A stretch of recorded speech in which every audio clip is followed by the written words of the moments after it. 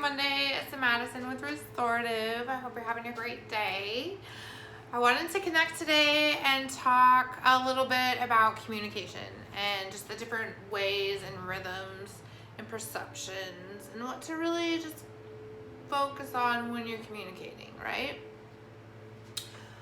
Many moons ago, I was working with the state, and we went through like this really cool communications course. And I remember this one gentleman. His name is Father Michael Oleska, and he did a lot of different talks, and we watched him. And the one that I really remembered and stuck with me was really about communications and frequencies and patterns. Now, if you notice, maybe talking to somebody who's really high frequency or really has a high rhythm of communication, maybe like somebody, New York. They talk like this, comes out, they say it, they want their answer. Very direct, very da-da-da-da-da. Maybe you're talking to somebody who's not accustomed to that speed of conversation or the way of processing, right? So it's like, maybe when you talk to them, it's more like, okay, and this, and this, and then this. And then you say it, and then they process, take some time, and then they respond. Now what you have there is different communication and rhythm frequencies and styles to communicate. It can easily frustrate both parties, right? Because you're like, da-da-da-da-da-da, and now you're like, are you gonna answer? I remember to have one friend that I always said that, oh, you're a paragraph in the Twitter world. But it's the communication to get to what you're trying to communicate. So it's important to recognize people's tones and rhythms in speaking. It'll help you communicate with everyone so much more in your perspective as well as theirs, and it's quite a lovely way to recognize that, because we all really are, we are one. Our energies are together. What affects me affects you. What affects you affects me, rippling through the energy. So I often say don't communicate huge conversations and text messages, because you can't understand the tone or things like that, or you don't see the inflection or the body language, or can't. So text is really hard with that, the communication or rapid fire stuff. So I just want to talk about that, because so many times by the time we commit to something, or it comes out of our mouth, or we verbalize it, or we're owning it, it's just that tip of the iceberg, right? It's just that very little tip that everybody else is getting to see. That's the communication, that's that part.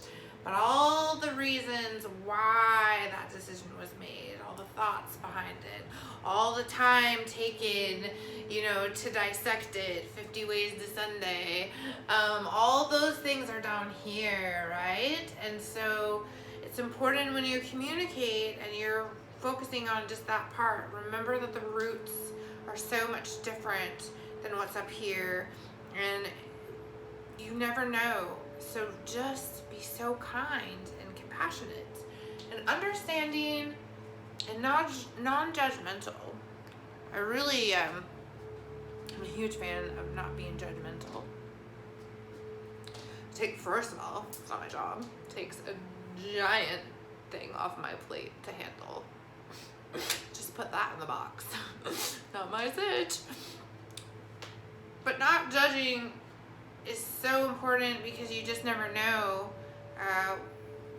what the reason is or what causes people to do what. It's not our place. It's our place to encourage people to be our best, to acknowledge the times when we can't be our best, what we need to help us do that, and to know that sometimes our best is not our best. But we try tried, we showed up. Communication is hard, especially in this day and age where we're encouraged to be separate a little bit. We need to be connecting more. Human contact is so important. All these things are important. Do not stop communicating with people, especially over differences of ways to process and understand.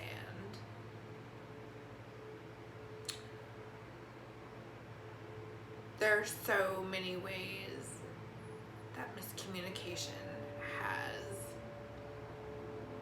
destroyed some things that could have been so amazing, but it was the communication now via lack of or over communication or things of that nature.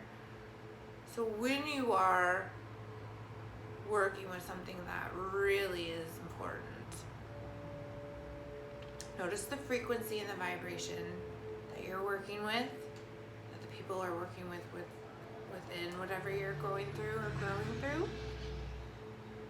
Try to match it. Doesn't take away from how powerful and fast and strong you are, or smart. It's making time and effort to meet people closer to where they are,